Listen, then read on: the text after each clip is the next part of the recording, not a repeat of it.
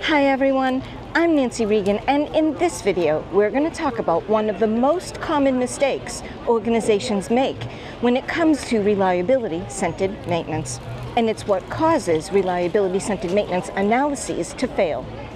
I'm in Russellville, Alabama at the Watermelon Festival, and that's what reminds me about reliability-centered maintenance.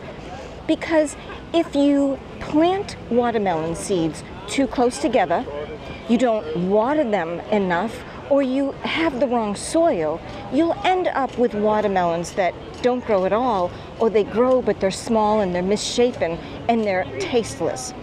The same thing goes for reliability-centered maintenance. When you do reliability-centered maintenance, you have to do it with people who understand the process, and you have to make sure you have the equipment experts giving you the answers to the questions. If you don't, you can end up with maintenance strategies that are inappropriate and other failure management strategies that aren't right, and you may miss a lot of opportunities with the stuff that you can identify on how to manage your equipment. So there you have it. If you want to get the most out of your RCM analysis, make sure you use people who are experienced. That means analyses that are led by an RCM facilitator.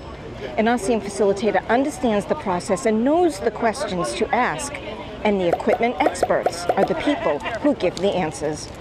I'm Nancy Regan from Russellville, Alabama at the Watermelon Festival. Thank you for watching.